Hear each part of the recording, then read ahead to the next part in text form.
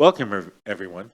I, Councilmember Tola Martz, call the Monday, December 11th, 2023 City Council Services, Safety, and Parks Committee to order. There are multiple public comment opportunities at tonight's meeting. There's a general public comment opportunity at the beginning of the meeting, or you can make comments after the presentation, council question and answer period on tonight's agenda. And I guess I should mention that we are in the public comment section of the agenda. Members of the public may address council at this time in person or virtually. Those who signed up in advance to make comments will be called on first. If you're joining us virtually and would like to make comments, please raise your virtual hand. If you're on the phone, press *3. If you have joined by computer or smartphone, look for a hand icon. This varies by device. One option may be to go to the participant panel. Choose the raise hand icon in the lower right-hand corner. If you're in the room and did not sign up, I will ask for other speakers before closing this portion of the meeting. We'll wait for a moment to see if anyone raises their hand. No. Clerk Geezer, has anyone signed up to speak or indicated a desire to speak this evening? No, and at this point, we don't have any members of the public with us virtually or in the room, in fact. All right, well, as a reminder, written comments can be submitted at any time to City Council, that's one word, at issaquah.gov. We'll move on now to the, probably, I bet it's approval of the minutes. And lo and behold, it is. Minutes for September 19th, 2023. Does anyone wish to make a motion? Motion to approve the minutes from September. I don't know. Does that have to be seconded? I don't think it has to be seconded. We can probably just go to that. Or does it need now? Need to be seconded? It does not need to be seconded. Any discussion on the minutes? So there was a slight change, and I believe that's been corrected. Yes, we corrected the membership to accurately reflect the current members. Thank you. Okay, thanks. So we will vote on the amended minutes. Mm-hmm. All in favor? Aye. Opposed? Abstentions? Carries 3-0. Thank you very much. With that, we'll move on to ID 1505, Municipal Building Decarbonization Study Resolution with David Reedy, Sustainability Coordinator. Welcome.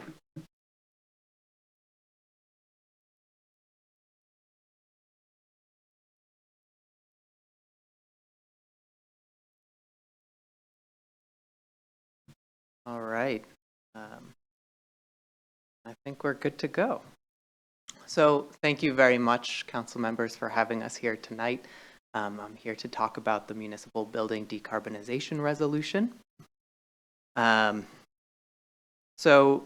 my name is David Reedy. I'm the Sustainability Coordinator for the city. So the purpose of this resolution is to set the city on a path to electrify and decarbonize our existing municipal buildings. And this would specifically further us towards targets identified in the Climate Action Plan, as well as advance specific actions laid out within the Climate Action Plan, specifically under the overarching Climate Action Plan goals and the buildings and energy. So the direction that we are seeking tonight is to asking for feedback on the draft resolution, as well as asking for feedback on whether to proceed with the resolution to the full council. So just as a little bit of background, municipal buildings represent the largest source of greenhouse gas emissions community-wide, as well as for us at the city of Issaquah. The numbers on the slide above me are from the regional 2019 greenhouse gas inventory, and I'll be coming before the council later in 2024 to talk about updated numbers from 2022. But the story really remains the same, that buildings represent roughly half of the greenhouse gas emissions community-wide, and just under half the greenhouse gas emissions for the city itself. And that's through greenhouse gas emissions from electricity use and then also from gas as well. So when we are thinking about how to address the greenhouse gas emissions from buildings to achieve the targets laid out in the Climate Action Plan, We have a few different ways to think about this. First off, there's the community greenhouse gas emissions from existing buildings, and then from the building and interconnection of any new building stock within the city. And then on the municipal side, thinking about our own operations, we have our existing building stock and any new buildings that we either acquire or build. And what this decarbonization resolution and the study that would come out of it is really focused on is that municipal existing buildings line there. So thinking about what are the ways that we can decarbonize our current existing buildings that we operate. So this kind of just highlights, this slide highlights a number of all the different efforts that are underway to address building greenhouse gas emissions generally. It's not a one size fits solution. On the community side, there's a whole host of different actions and initiatives, both at the city level, state level, etc. And then on the municipal side of things, we have a lot of different studies, a lot of different actions that are being furthered, and the municipal building decarbonization assessment really is going to fit in and work closely with many of the other studies and efforts that we're pursuing right now. And a lot of the ones that I have highlighted under the municipal column there, these are studies and efforts that really work very closely together and build on each other to help us think through what are the different investments and the different opportunities to improve our current facilities, decarbonize our facilities, address equipment, end of life, etc. And I built this little slide here to kind of show the nesting of these different studies together. So some of the studies, each of the studies asks different questions, right? So we have, for instance, the facilities condition assessment, which is really looking at what is the current existing condition of our equipment, of our facilities stock, and what would it take to really address any of the issues that we're seeing right now. The energy audits and decarbonization assessment are more forward thinking, so saying, well, if we wanted to improve our energy efficiency in our facilities, or if we wanted to decarbonize our facilities to meet our climate action plan goals, what would that take? What are the investments we can make? What are the costs of that? What are the equipment opportunities? What renewable energy could we conceivably put on our facilities? And that would work really closely with the facilities condition assessment. So at the end of all of this, we can have a better chance of saying, or a better idea of saying, you know, what condition is failing or needs to be replaced in any given year, and what are the opportunities and the good equipment and the good paths forward to replace that equipment moving forward to reach our multifaceted goals at the city. So diving into really what the assessment means that would come out of this resolution. So it would be starting really this winter, probably in January of 2024, although we have energy audits and the facilities condition assessment, which I'm sure you're familiar with, that's already either completed or ongoing right now. And the goal is to look at all city buildings. And this was both a staff recommendation, and it was encouraged by the environmental board as well. And the idea here is to think about where we can make the greatest impact on climate emission or greenhouse gas emissions within our city. So easily the most obvious area here is buildings that we own and operate.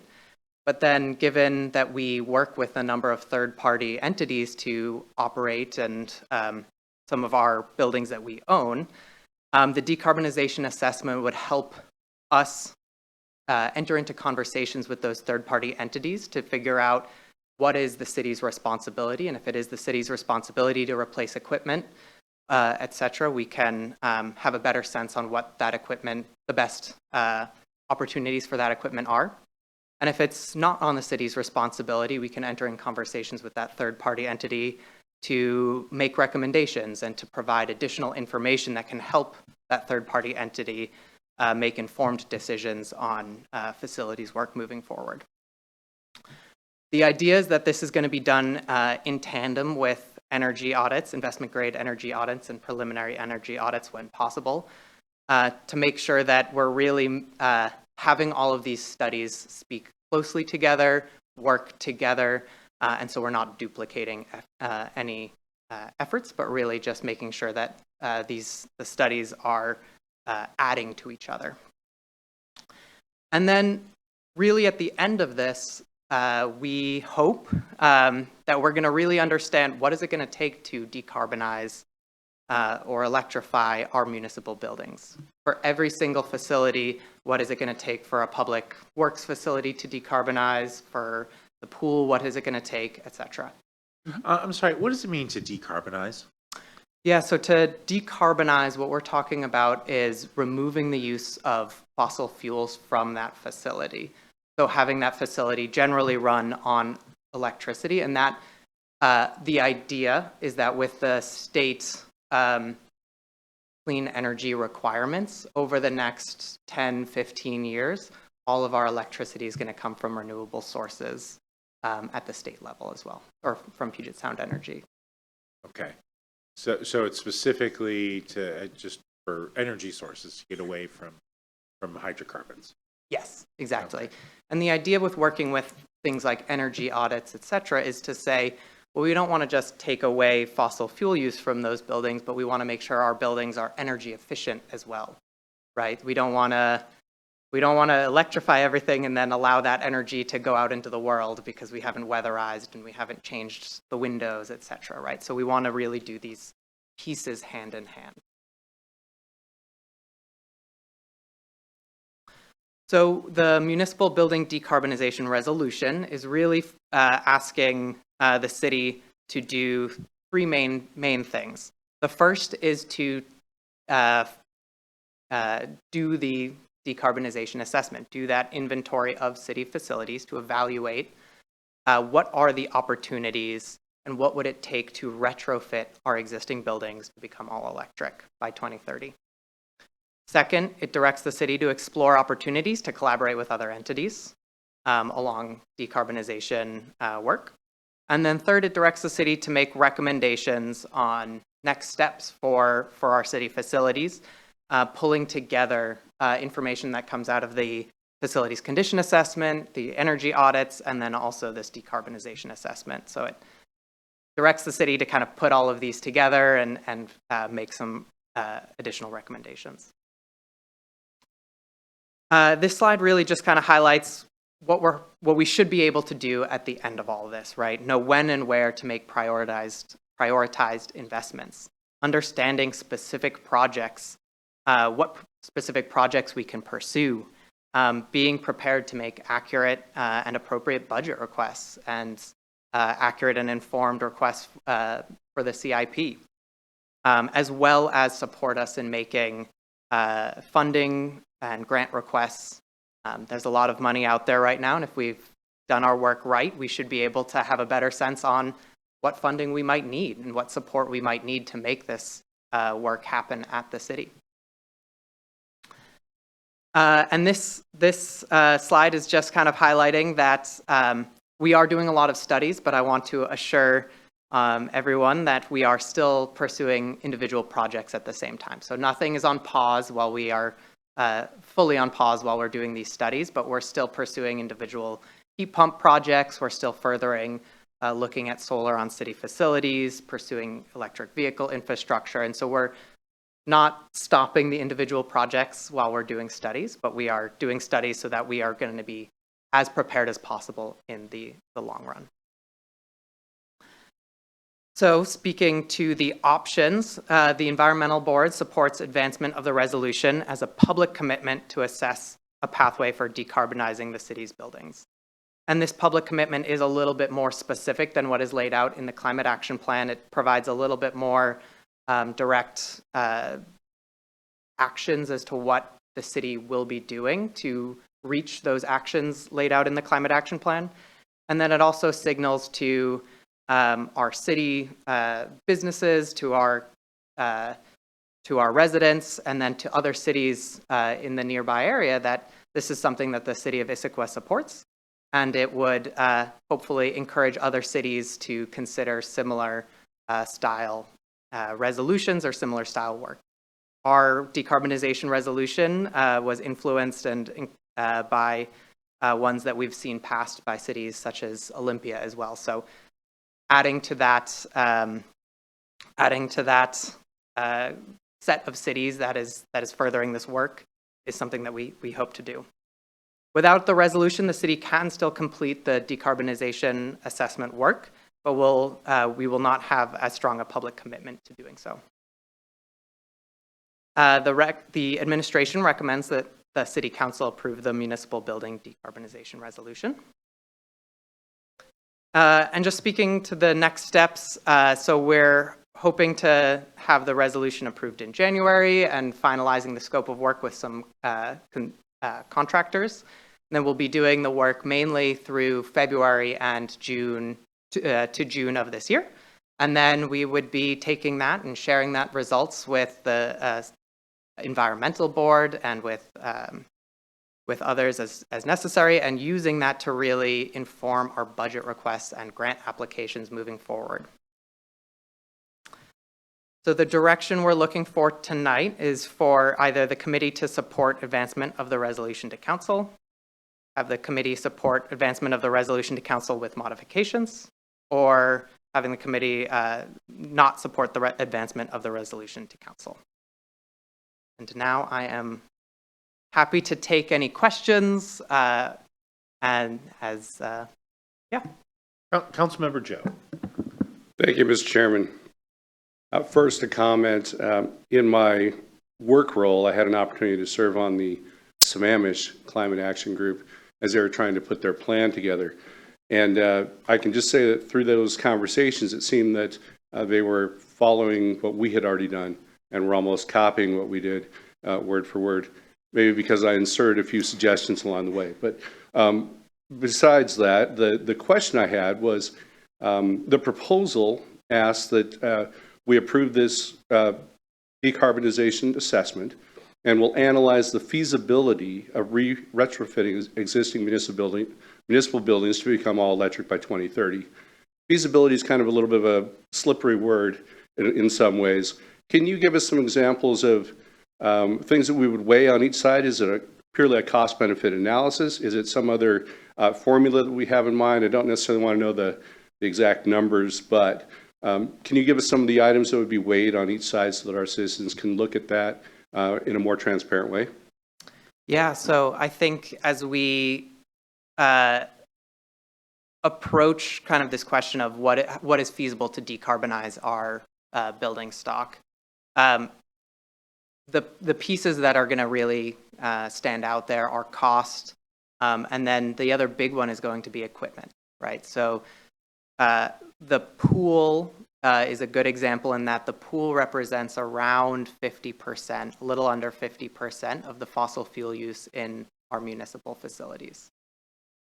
And so thinking about decarbonizing our pool, we will have to work with our consultants to figure out what can we do here? What is the equipment available? What is the renewable energy capabilities on the existing structure and any expansion structure, et cetera, right? I know that kind of fits well with a future discussion, right? So all of this is kind of intended to present us with the options of what would it really take for us to get to decarbonize our building, and then we would then work with our facilities team, the users of the different buildings, so the Parks and Recreation Department, for instance, to figure out what is the feasible path forward. Thank you. Councilmember DeMichelle, do you have any questions? Yes, I do. And first of all, let me say thank you to David, because I had a lot of questions and he gave me a lot of very good answers. So thank you. I'm going to ask a couple of those publicly so Great. that the public can also hear them. So as you know, a lot of our city-owned buildings are leased out to nonprofits. And those nonprofits are at all different places in terms of their building maintenance. And some of them are moving forward or trying to move forward to decarbonize now. So I just want to make sure that this feasibility study isn't going to slow down any of those efforts to go ahead with those entities to go ahead with decarbonization and modernization of their facilities.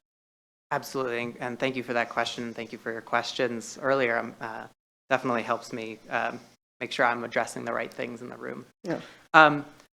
In short, we're not expecting this to slow down any existing work moving forward with our third-party entities.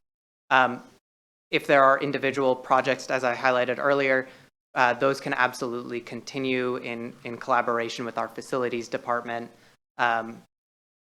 Really, the study is intended to think long-term and help inform decisions moving forward. So if there's a project now that is moving forward, that is great.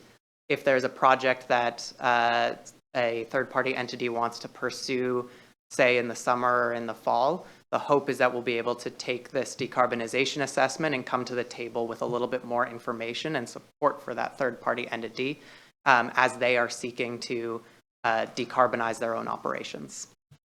Okay, thank you. And then I wanted to make clear for the community how this is operating in relationship with the Climate Action Plan. And particularly, there was one statement in the slides that said this will have a more public commitment to doing the work. And so my question was, why isn't the action plan our already public commitment? And why do we need this extra emphasis on top of the climate action plan that we already have?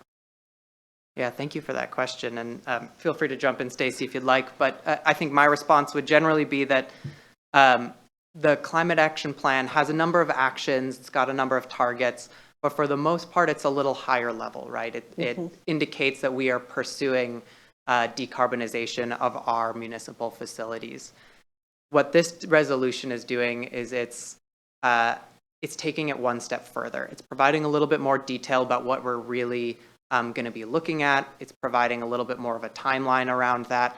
And so it's committing us to take one step further down that route than the Climate Action Plan does. And so it'll help us kind of move down that path. So if I were to characterize it as this is a operational component of a plan we already have in place, this is putting more meat on the bones of that higher level, would that be correct?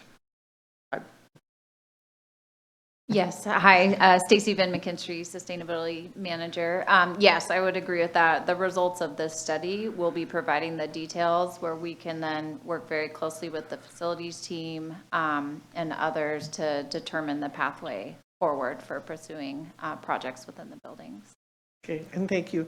And just one more, and that's the relationship of this to our deliberations that we'll be having in the fall for the 25-26 budget. Just want to again be clear and thank you for your answer, but just in public that we're really not making early commitments to anything in the 25-26 budget, correct? Absolutely, yes. The funding for this study is already set aside, and the resolution is just that public commitment to do the study that we are planning on doing anyways. All right. Well, thank you very, very much, David. Absolutely. 3 questions. First off, so in reducing the production of carbon, obviously I get energy efficiency and the things that we can do to reduce the use of energy in buildings. When you say, okay, we'll be moving to renewable energy sources, do we know as of today, if we took a building and just replaced the use of natural gas with the energy systems that are currently in place, how much of an improvement in carbon footprint would we get? Great question. So today, we work with Puget Sound Energy as our energy supplier. And I don't have their exact carbon breakdown of their electricity. It is getting better, but it's not great right now. Over the next 10 years, they do have to provide renewable energy to cover their entire electricity supply. Additionally, I will also say that we are a subscriber to Puget Sound Energy's Green Direct program, which provides direct renewable energy for our municipal, for many of our municipal buildings from a solar facility and a wind facility that Puget Sound Energy operates. And then there's additional opportunities to additionally connect our energy use, electricity use from the city to other renewable energy sources as well. Okay, I guess at some point I'd want to make sure that the changes that we're talking about, even in the near term, wouldn't result in a net increase in carbon production.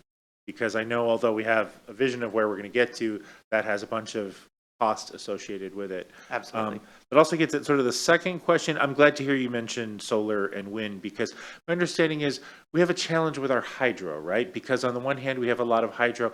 On the other, it's sort of involved in an intricate system where California claims some of that as their benefit. And I want to make sure that we're not we're not double dipping on the benefit of having that hydro, right? Because it's wonderful that we have it, but it's also, my understanding is, even though electrons are electrons, California claims some of that benefit, right?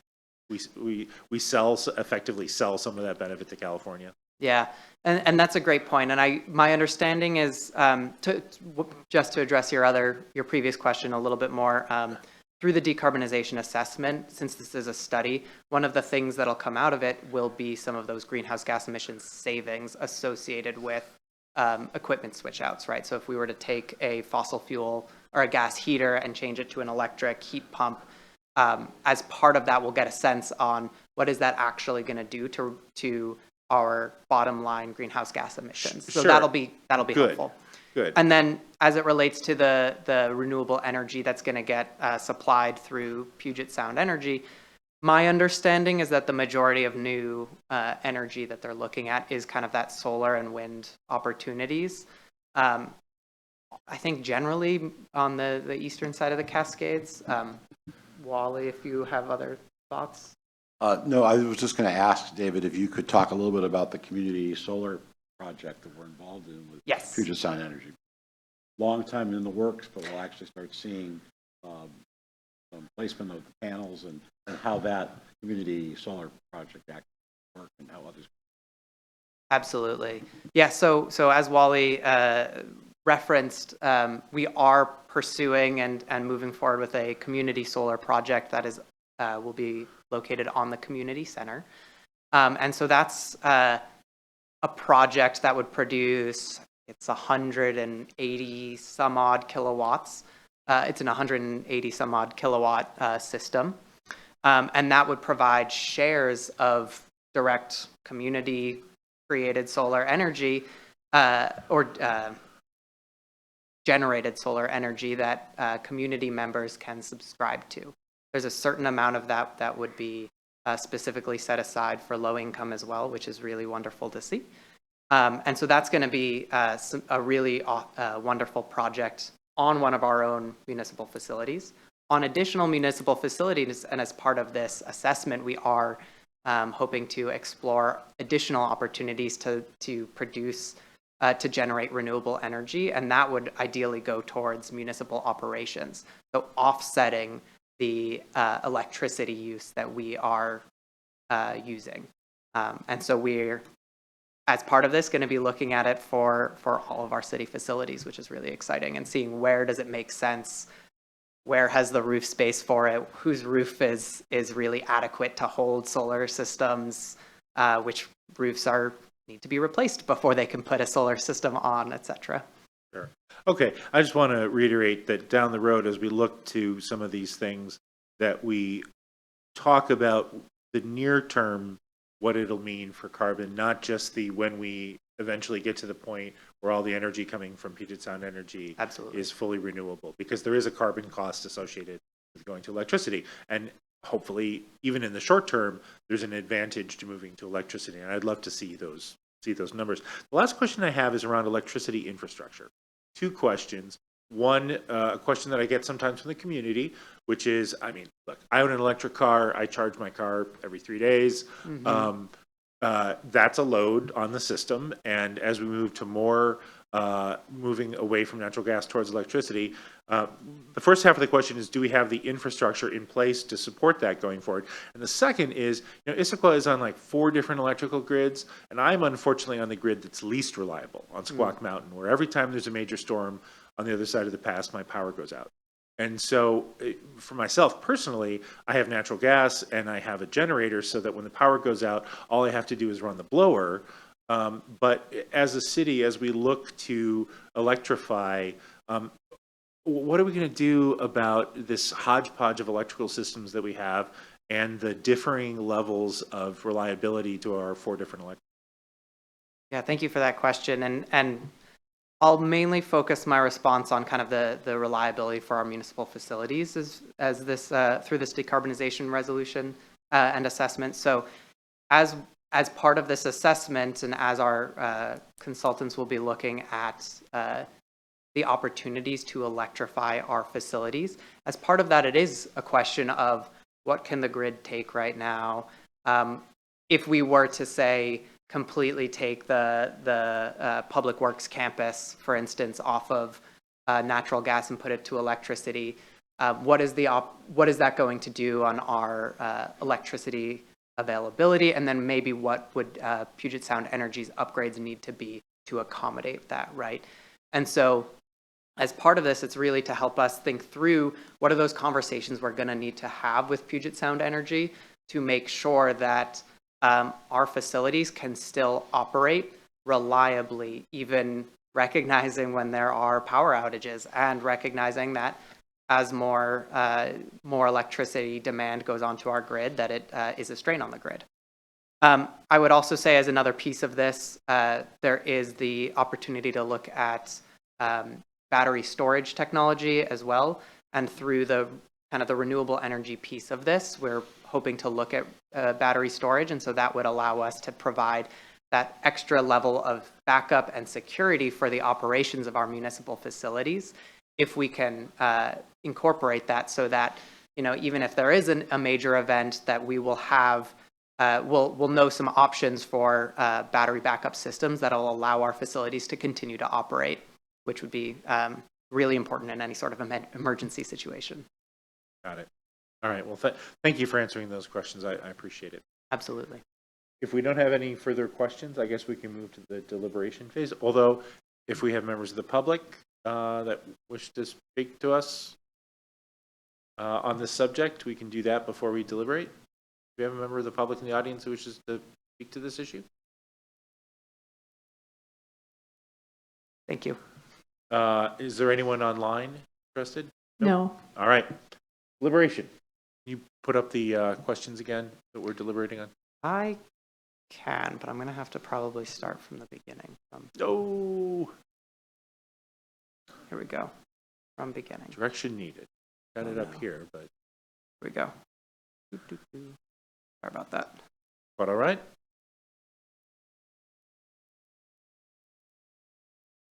There we go.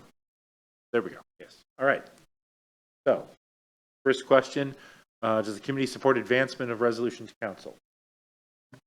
Councilmember Joe.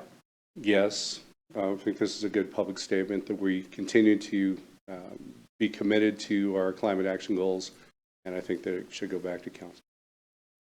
Councilmember DiMichele. Yes, I support it. I had a lot of questions about it because, and I'm sure that staff knows this better than we do, but our community is just wanting so much for this, for our climate action plan to move forward rapidly. as rapidly as we can. And I did not want us to get hung up on a resolution, but I've heard assurances over and over again that things are going to be moving forward while we get the resolution in place. And I don't think it ever hurts for us to make a public statement in support of decarbonization. So I will support sending this to the council. Thank you. Yep, I'm fully in agreement. I think that climate change is the biggest challenge that we have, and so solutions need to be local and state and federal and global. So, I'm all for it. Do you have everything you need from us today? I believe so. Thank you all very much. Thank you so much for your support today. presentation and answering our various questions. Absolutely. Thank you. With that, we will move on to ID 1557, Julius Boehm Pool Feasibility Study with Jeff Watling, our Director of Parks and Human Services, Brian Bernston, Recreation Manager, and Brian Love, Project Architect and Design Lead with NAC. Gentlemen, welcome. Thank you, Committee Chair Martz. Good evening, council members. Jeff Watling. I'm going to provide a really brief introduction and some background as Brian is setting up the presentation, and then hand it over to him. As you're all familiar, the Julius Boehm Pool is immensely popular. These last 5 years, we've seen increased usage so many ways, whether it's lessons, lap swim, other community swim activities. It supports 6 high school teams, so 3 boys high school teams, 3 girls high school teams, and in many ways is overprescribed.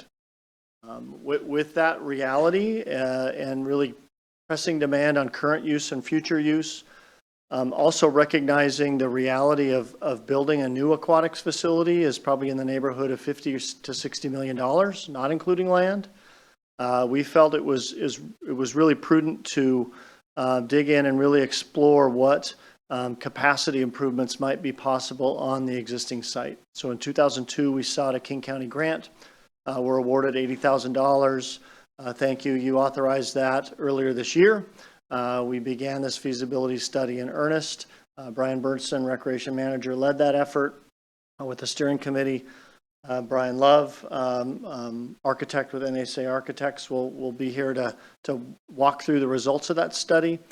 I want to touch on a few really quick things, though. There have been some improvements made to the pool, and we felt it was really important that this feasibility study recognized and built upon the work that was done. There was a feasibility study done in 2009 that explored not only some expansion opportunities on site, but what a new pool might look like somewhere else. That really informed the 2013 park bond. You may be familiar with that. In that park bond, it was a $10 million bond. $5 million of that went towards pool improvements. That feasibility study in 2009 really informed that work. That $5 million of investment really went to system improvements, a lot of aging life cycle issues that were happening at the pool, and has really set the pool on a great course that the community is enjoying, and has really increased life of that pool. What it didn't do was increase capacity for the pool. And so building upon that, this feasibility study really looked at how do we take those investments and this new life that's been infused into that pool and consider expansion and see if it's possible to do it in a really cost-effective way, cost-effective relative to building a brand new pool somewhere else. I won't bury the lead. Yes, the feasibility study did explore and recognize there is some potential to quite frankly double water capacity on the site, and again do it in a relatively cost-effective way. So with that, I'm going to turn it over to Brian and look forward to our discussion and questions you have, and any conversations about next steps. Thank you, Jeff. Good evening, council members. Brian Bernston, Parks and Recreation, Parks and Community Services, apologies, manager. Tonight we got the Julius Boehm Pool study for you. On our purpose tonight, our purpose is to share the results of the pool feasibility study. Jeff gave you a little glimpse of that one when he was talking, and the potential for an on-site expansion of the Julius Boehm Pool. We're going to be seeking council input, feedback, and requests for additional information. The direction that we're going to be looking for tonight and is needed is seeking the committee feedback on the following. To consider this option for expanding pool capacity further in the coming years in balance with the other capital investment priorities that we have. To explore the possible funding sources and develop a funding strategy that includes regional grants, county and state, and other partners. And to forward the study and presentation to the full council, the January 2nd meeting as an informational item.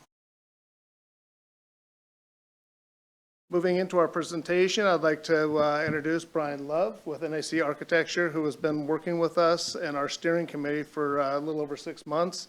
And thank you to the steering committee members that have showed up because they spent a lot of time the past 6 months and dedicated some serious time to a lot of discussion on this one. So thank you. With that, Brian.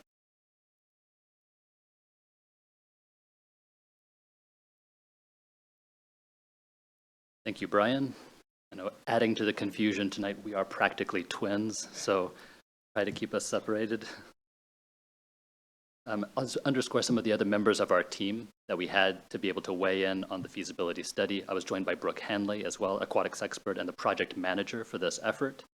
Additionally, we had someone who did the actual facilities assessment of the existing pool, and that was Ryan Nackreiner. And then Ken Ballard did the market assessment and demographics report, as well as the operations analysis. That's his expertise. Because we wanted a complete feasibility report that could speak to how an expansion would work on the area that's on the site, and it is not an easy site. We did have a civil engineer join us to be able to speak to some of those practicalities, and additionally, we had a cost estimator as well. Of course, none of this could have been informed or even really begun without the stakeholder committee to be able to guide and provide input. So we had, of course, members of the Parks and Rec department, as well as people who operate the pool, people from the city that could speak to the practicalities of building on this site, and then, of course, major stakeholders that use the Julius Boehm pool as well. So in 3 big steps, I want to underscore what I'm going to tell you tonight. See, the first task that we'll be going over is really looking at that demographics information and then linking that to how that guides what we end up needing for that pool to be programmed for, the size and the features of that pool. Then we look at the design of what could be constructed on the site, as well as some of the options that we considered along the way with the guidance of the stakeholder group. And then finally, some of the financial information, the cost both of the facility itself, as well as then the operations aspects of how that pool operates. So the first task that we're looking at, the demographics information that we looked at. Point out that there are 2 service areas that we consider for people that are going to be using the pool. That primary service area is the city of Issaquah itself. But pool facilities are able to draw from a larger area, so we do consider a secondary service area too. And this is the Issaquah School District boundary. We also have separate service areas because the demographics are slightly different in ways that are statistically significant. So the secondary service area tends to have a slightly higher income, slightly younger people, and slightly more children per household. And those 3 together predict a larger interest and demand for aquatics. Additionally, we don't look at this as just a point in time. We look at this over a trajectory of some 5 years. And so within that 5 years, although there isn't projected to be a significant increase in population in this area. I think we have a question from one of our council members, Councilmember DiMichele. Yeah, sorry to interrupt you, but I was really interested in this graphic, and because we are a crossroads community, we also get a lot of people from Bellevue, Renton, and I know you had to draw the boundary somewhere, but a lot of those people also use our facilities and our parks and so forth. I have a nephew in Kent who comes up and practices on the ball fields all the time. So at any point, did you take any of those other communities into consideration, or did you just need to draw the line somewhere? At some point, we did need to just draw a boundary and say this is the primary area that we're going to study to determine feasibility, that kind of threshold aspect. But you are correct that as a part of this study itself, we did look at the other pools in the area that are available to the public, and then also looked at the amenity that they offer. And so things like the length of the pool as well as the number of lanes that they have, since that begins to talk to the relative utility of that pool for some of the people that are the most ardent users of the pool, some of the competitive swim programs. We do look at these numbers over time as well, and so there aren't as many increase in population over that 5-year period. But really the basis of this feasibility report is that there's just such a significant amount of unmet demand currently. In fact, I'd say even going back 15 years, every feasibility report west of the mountains would say there isn't nearly as much water to be able to support the demand in this area. I also want to point out that we feel for your community and how hard it is to get into those Learn to Swim programs. It seems like it's harder to get into those programs than it is to get tickets on Ticketmaster sometimes. It's just blink and it's gone. Additionally, point out that the added water area would be supported by both the primary and secondary service areas, and we do also want to provide some counterpoints within the reports that we looked at. And so we do point out that there are other communities that are also planning or are doing their own studies for aquatics facilities as well, and that may temper the demand in the future. So as Jeff commented on, the intent of this study was really to look at what was done in the past, in the previous study, and have a much tighter focus on what an expansion to the Julius Boehm pool itself could do for the community and how that might be feasible. Additionally, we wanted to make sure that anything that was planned would not just serve a specific user or a specific need, but would really be something that could augment all of the existing uses of the pool. And so that would be lap swimming, that would be Learn to Swim programs, that would be water safety, that would be the rental of the pool also for events. And then, if possible, add parking as well, because we know that there's some congestion in that area. I'll move on to the second task. As mentioned, the facility condition assessment that was done by WaterTech, Ryan. And as Jeff pointed out, especially because of the work that was done in 2015, that extended the life of the pool, such that the pool itself does not have deficiencies, nor does the building have deficiencies that would need to be addressed as a part of new construction. I will make one comment about the very last bullet point here, and that is because of a requirement in the Issaquah Municipal Code, if an addition is added on to the building, it does trigger a requirement that fire suppression would need to be added into the existing building as well. While I'm on the slide too, I'll point out the silver door kind of in the middle of the image there. Not sure if you can see my cursor, but it's that kind of stainless steel door at the back of the pool. That is an area that, as you'll see in some of the later images, could provide a point of access into where the addition could be planned.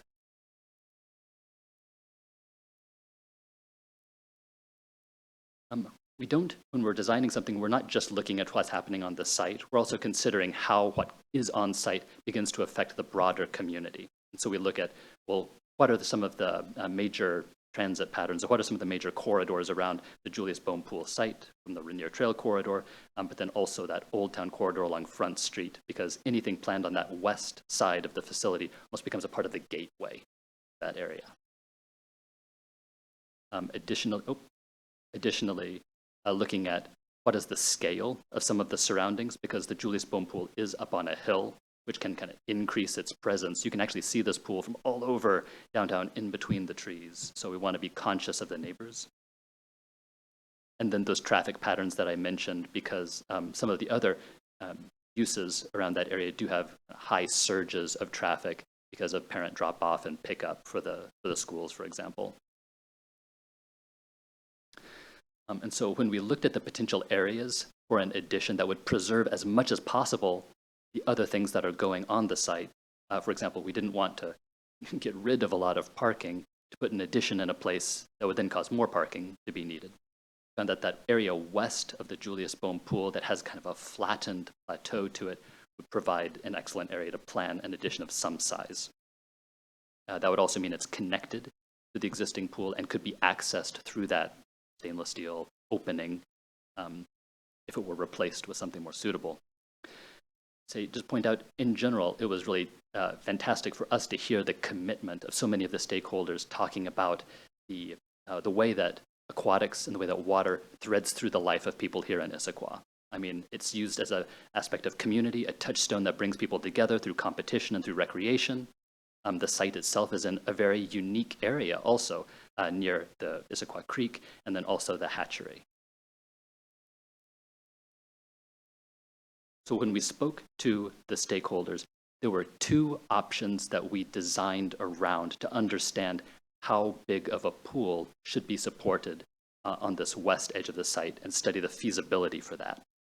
The two options that we looked at were, on the left-hand side, an 8-lane, 25-yard pool that could be surrounded by deck area and some bleachers and the support spaces for that pool. And then on the right-hand side, an 8-lane, 25-yard stretch pool, which would have a bulkhead that separates the 25-yard portion from a separate area that could be deep water and support diving, or it could be shallow water and it could support lessons and water safety. We didn't just study this in plan, though. We wanted to understand how that could impact the site. And so the images that you're seeing in the bottom there, they're kind of these aerial views of how those additions sit on the site. And when we looked at that in particular, we noticed just how large the addition on the right-hand side, that is the stretch pool option, how large that would appear along Front Street. And that was a consideration that the stakeholders had when they determined they would really prefer that we study more the 8-lane, 25-yard pool option. Additionally, it was noted that with that separated, the area separated by the bulkhead, if that provided an area for diving, it was noted that the existing pool does have an area that is already set up for diving. So that program is supported by the existing pool as well. There was an interest from the steering committee to be able to have this pool be something that could have a connection to the outdoors. Is there a way of having this pool be an outdoor summer pool in the summer, but be an enclosed pool for every other season? And so we studied some of the typical ways that this is done through systems such as, I said, the Dynadome structure, or a structure that's kind of more like a tensile structure that has large openings, like garage doors that can connect interior and exterior. You'll see the ways that those fit on the site. For example, that sprung structure on the right, because of the way that it sheds snow and moisture, it needed to be rotated in a way that honestly makes it look very large to the public. Let's say the presence of some of these structures to the community, as well as some of the input that we received from the city about the importance of having city structures be maintainable. Knowing that many of these, because of that connection, they have operable components that have a tendency to have a shorter lifespan than more robust structures do, guided the steering committee to say they would, considering more of a I guess I'll call it brick and mortar option. And this is a visualization of what that option could look like. So on the left-hand side, that's the floor plan for what this expansion could look like. What you're seeing is the 25-yard, 8-lane wide pool. And on the north end of it, that's at the top here, that's an area where there are diving blocks. And that could be an area that's larger for swimmers to line up behind. That area could even connect out to an outdoor patio area for overflow or for events that could take place outside. The seating spectator area that is at the same level as the pool, those are bleachers that you're seeing here, and those could even retract to make that area larger. The areas that have a kind of a blue tone over them, those are a lot of the service areas needed to support the pool, like mechanical equipment rooms and electrical rooms. And then as a result of much of the work that was done in 2015, there isn't a need to add significantly more plumbing fixtures or restrooms to meet the code requirements. There's already a lot that are in the existing building, and so those yellow colored spaces there are some supplemental restrooms that could be added to the expansion as well. Then on the right-hand side, that street view. When we're saying street there, that is front street. And we're looking at that masonry or stone wall. And then the expansion beyond. So because the hill does slope down, the floor level of that expansion is at the bottom of the windows. Anything that is below that would be kind of like an extension of the retaining wall or an extension of the foundations continuing down to the hill. Some of the red features that you're seeing, those are sun shading, since we received input from the steering committee that keeping that water surface glare-free is significant. Okay. So now, if you'll take a trip with me, we are now in the parking area at the top of the Julius Boehm pool, and that's the existing building off to our right, which means that in front of us, that would be the expansion. Although the main entry would continue to be a part of the Julius Boehm pool, that was the study planned. In front of us, that could be a separate entry specifically for spectators for larger events. And I, myself personally, I love all of the murals that are on the downtown area. I just think they're fantastic. And so some of the art, I'll say, here on the front of the building is kind of a gesture and nod inspired by some of what we see in downtown Issaquah. And maybe there's a reader board to talk about events. So you'll continue with me inside the expansion. This is what you would see for the feasibility study. Keeping something that's very open, connected to the outdoors, even though it doesn't open up as much as some of those dynadome or sprung structure options showed. Really well lit, plenty of deck space around it to be able to support all of the activities. And I want to stress, although this is showing lane lines and people that are lap swimming in it, there's nothing that would prevent the pool from being used for learn to swim programs or being used by any of the many different programs that are currently a part of the Julius Boehm pool. It is intended for everyone. We're now going to move to the other side of the pool and look back at the entry. Where we are now, looking back, that entry that we just walked through is over here on the right. And so this salmon-colored wall, that's the exterior, the west exterior wall, the wall that points toward Front Street. And that stainless steel opening I pointed out in the image, that's this opening here that could have more glass, more transparency, more connection to the existing pool.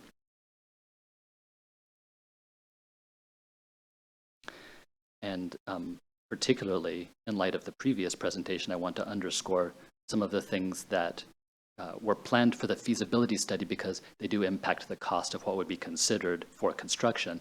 That is, there could be solar panels that are a part of the roof structure of this facility or that could be added on to the south-facing roof structure of the existing pool. Highly efficient mechanical systems, the boilers that would be used to heat the water, condition the water. Those, for the purposes of the study, were anticipated to be electric boilers for pricing purposes. And then really using as much natural light as possible to reduce the need, the demand for electric lighting, save energy for the city. I'll point out here, you can see the depth of the pool itself. So this pool, for the purposes of planning, would go between 3 feet and 7 feet. And that, again, it kind of ties into the cost of the pool for the estimate. So as it relates to costs then, the estimated cost, and this includes both the construction cost as well as the soft costs, and we've kind of given some line items there for what that includes in the soft costs, or that brick and mortar option that we were just looking at the images of here. We called it CMU building, or concrete masonry unit building, $18,725,000. And you can see that those alternative enclosures, that dynadome and sprung, don't vary significantly in cost. And as I pointed out, there's some maintainability life issues. Now, as it relates to the operations of the building, to point out that these are really these are very good numbers for the city of Issaquah. That this is planned around the current operations, and if the building were completed and operations at the end of the first year in 2026. And I specifically state that year because we needed to consider a specific year for what the wage rates might be at that time, as well as the increase in the fee structure might be at that time. And so it includes those assumptions and the total cost recovery rate for both the addition or the expansion as well as the existing building combined at 98%. And that's, again, underscore that exclamation point. That's really a good number. Yes, Councilmember Joe. Thank you. I'm looking at page 14 of the 2023 study that was done, and it indicates that the cost recovery would be 109% for the new addition, and then overall it'd be 98% for the full facility, as you point out. Correct. Those numbers are astounding, I think, as you pointed out. How are we able to get that kind of cost recovery on basically a public works project? Sure. I think the two things that I would point to is that the fee structure in City of Issaquah is comparatively higher than it may be in other aquatics facilities, particularly like aquatics facilities east of the mountains, where the fee structure, because of the income of the community, is lower. So the fee structure is a little bit higher here. And then secondly, there is so little downtime. And when the pool is used, there is such unmet demand that between a combination of the individuals using the pool, the organizations using the pool, and the rental of the pool, it's hooked up. It's a great question. If I could add to that, Brian, thank you. Thank you, Councilmember Joe. Yeah, they are astounding numbers. They're impressive numbers, even what we do currently operationally. I would point out that these cost recovery numbers in this study, we're really looking at direct operational costs. So as we work with facilities and Genie Justice, that cost recovery doesn't include facilities. So, as we sort of absorb this report and look at really, really impressive operational numbers, we'll want to take another sort of dive into bringing facility costs into that to see what that is. But even with that, I would say to have a true cost recovery, including facilities, probably at about 80%, is impressive. And I think it just speaks to the use, speaks to the operational team, Zach, and the pool team, and how we program that. Yeah, thank you very much. I appreciate the clarification.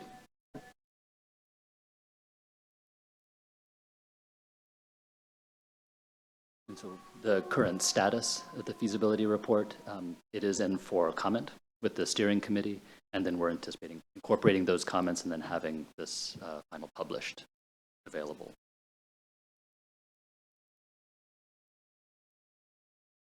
I have a question.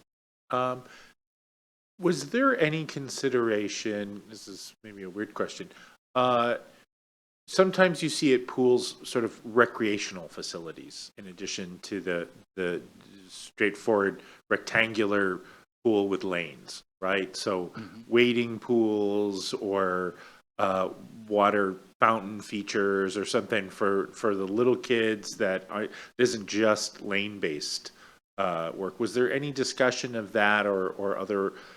I mean, I don't know, the gym that we belong to has hot tubs. Any thoughts of anything beyond just the basic square pool with lanes?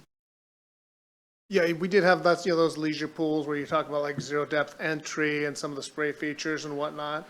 Our focus was more on how do we meet the demand for what's currently being asked of that facility and has been, which falls under the learn to swim, the open swim, public swim, swim teams, and trainings. Got it. Okay, thank you.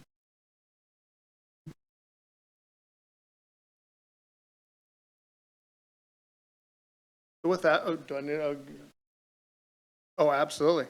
So moving on to the just the direction we're looking for, considering this option for expanding the pool capacity further in the coming years in balance with the other capital investment priorities, because there are many of those as well.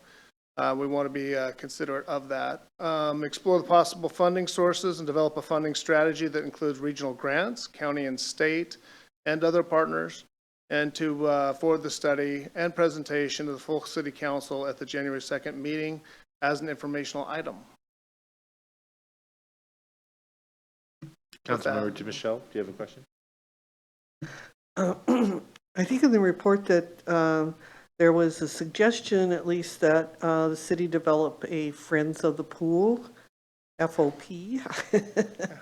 And, it's weird, but not too long ago, I was thinking about the community center and how the community actually raised the money for that facility at a time when we were a very small city and we did not have the resources to build a community center without some outside support. So I'm just interested in this Friends of the Pool thought.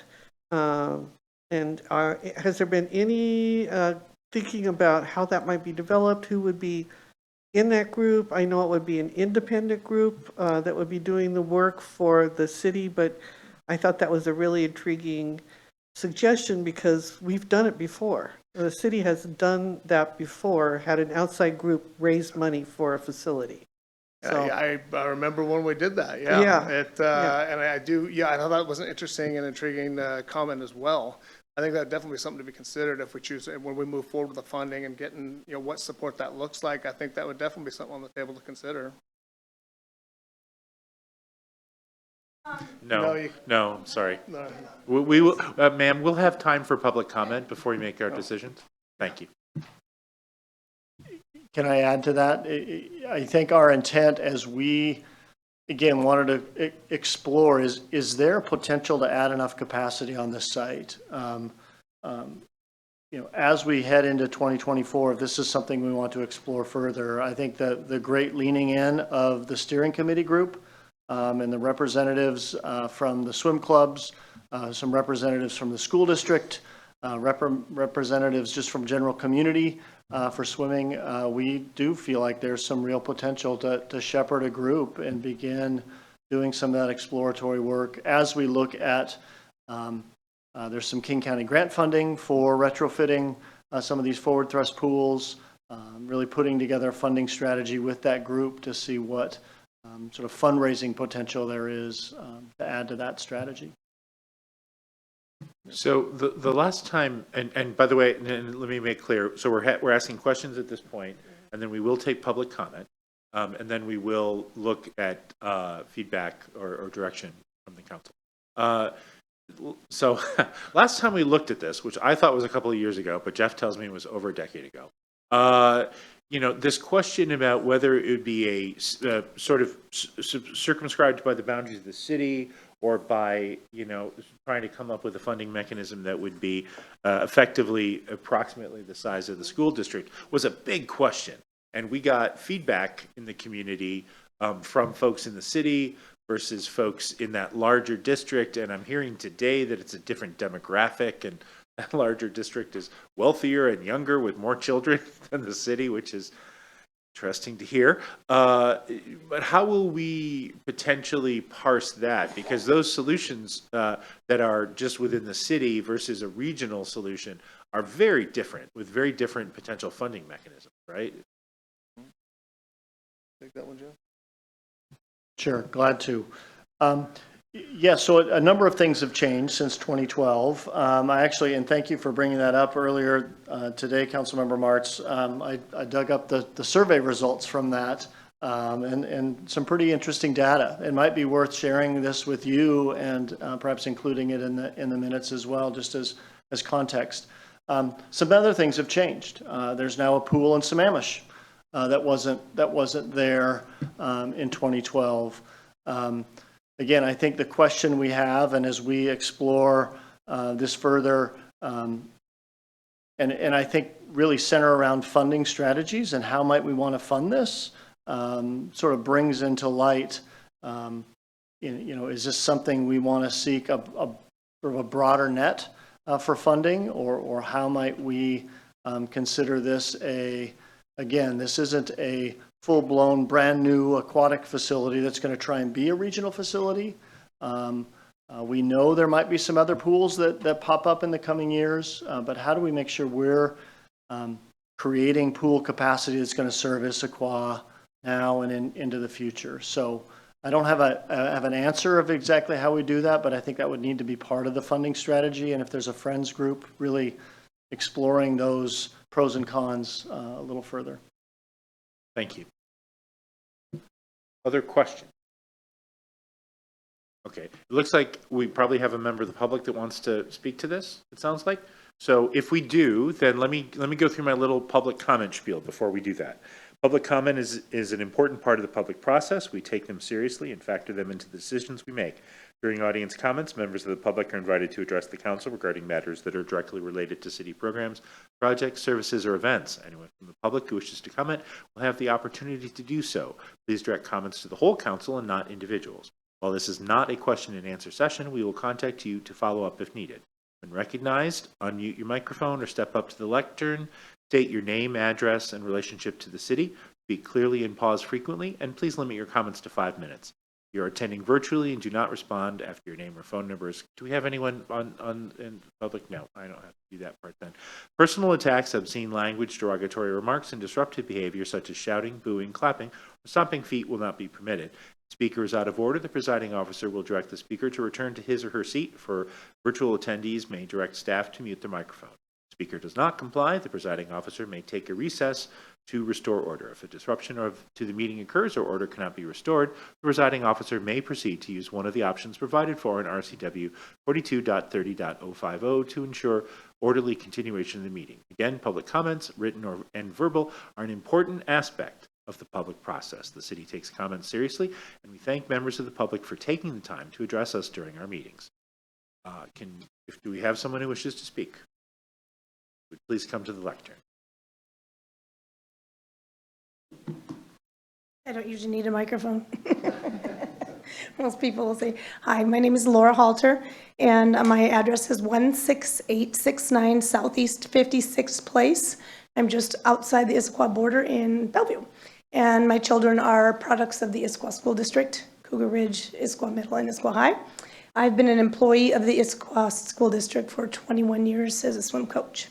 The comment that I was trying to make earlier, sorry, I was out of line, but to Council Member DeMichelle's idea of the Friends, I just wanted to let you know that there is an organization out there on Lopez Island, and they are the Friends of Lopez Island Pool when they were trying to build a pool there. So if anybody wants to do research on how it's done, they're called FLIP, which is kind of funny.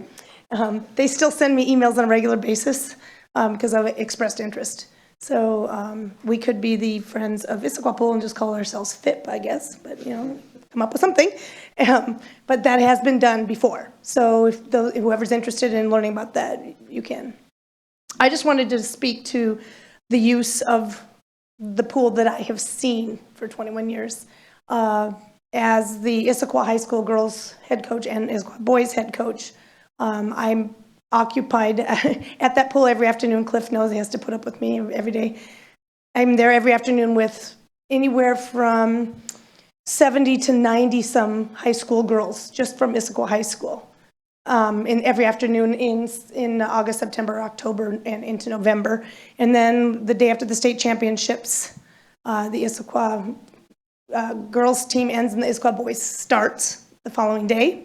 And then I show up with between 70 to 85 teenage boys on the pool deck every afternoon from 3:30 to 4:45. We share practice time with Liberty High School, and we share the pool as well with the diving teams from the Issaquah School District. So that would be Skyline, Liberty, and Issaquah Diving. We also have Mount Si Diving is co-opt with the Issaquah School District.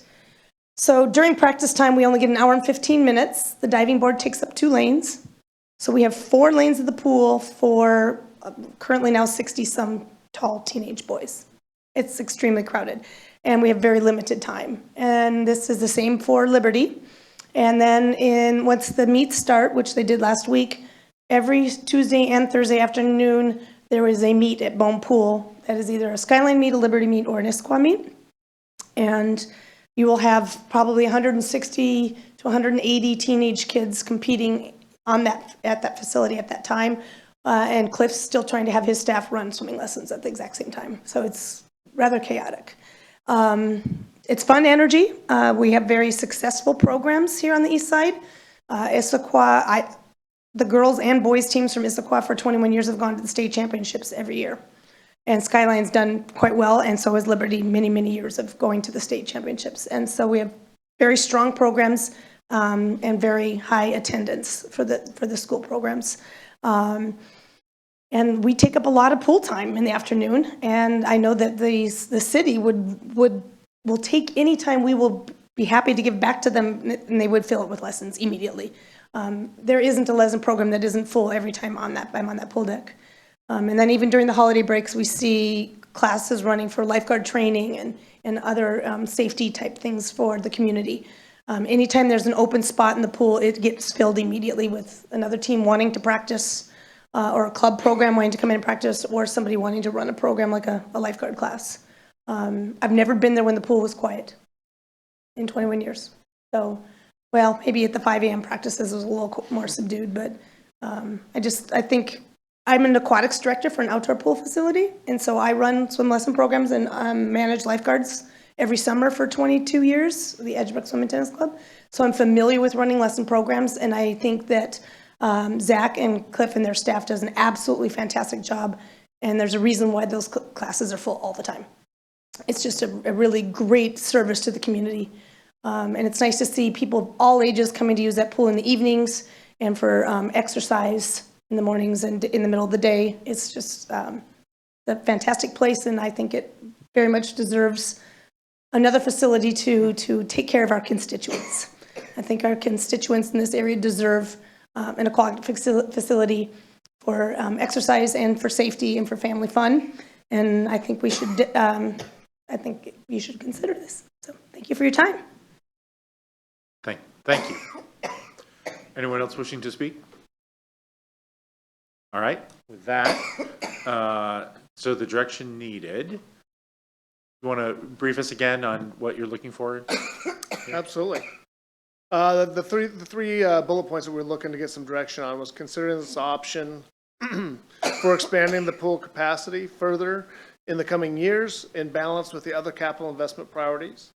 Exploring the possible funding sources and develop a funding strategy that includes regional grants, county and state, and other partners. And to forward the study and the presentation to the full council at the January 2nd meeting as an informational item. So really you're looking for, do we support all three of these planks? Pretty much, yes. Got it. All right. Thank you very much. Councilmember Joe. I'll speak first because my fellow council member is dying here. I'm very supportive of the work that's been done here. I think it's a great opportunity to expand programming here, and the return that you have shown through this project far outweighs and outstrips anything else we would do for a public works project on that site if we were thinking about anything else in the world.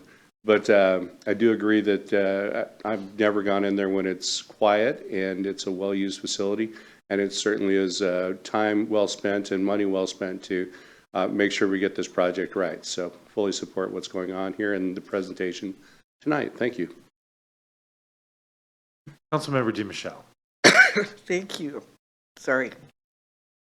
So as I said in my email to Brian, this is a very well-loved facility, and thank you for all that you do for the young people under your charge. That's just fabulous. I loved listening to your comments.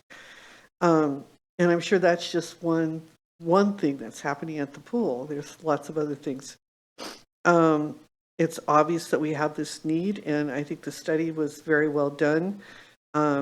We obviously don't have the financial capacity to tear it down and rebuild it, so this is a good alternative. And yes, I hope that we can research possible funding sources and look at, I think, the issue that Councilmember Martz brought up about, do we want to expand the funding base, is a good question for the team to look at.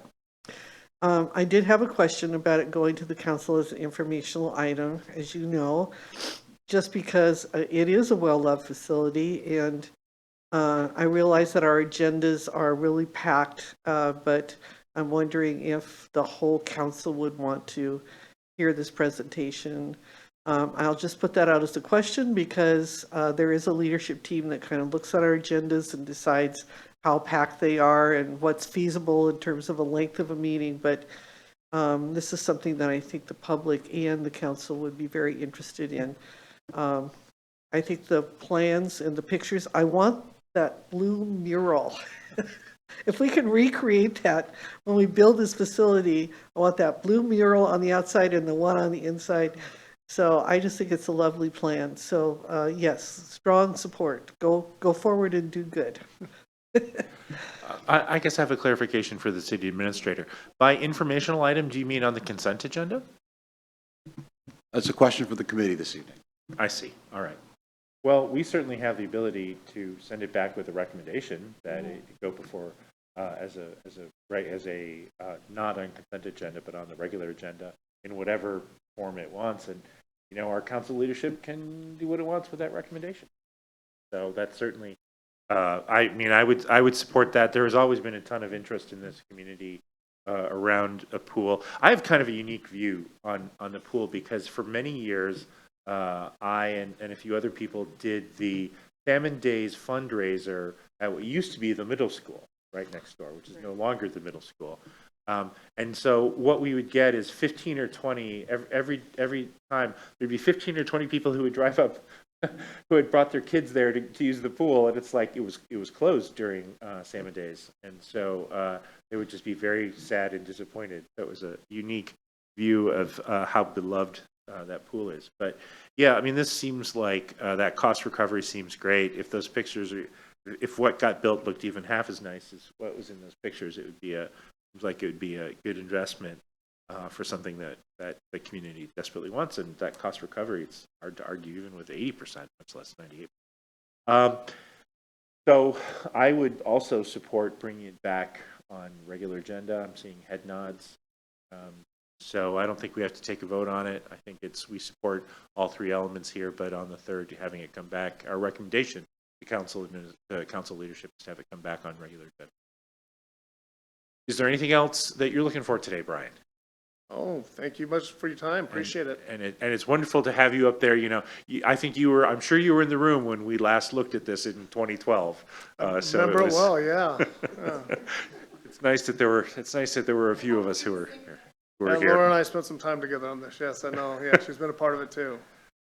All right, so I think we're done for this evening. We don't have any other feedback. So, Chair Marks? Yes, City One Administrator. other item.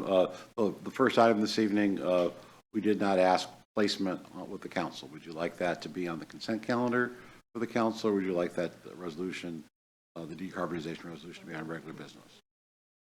Well, that is a good question.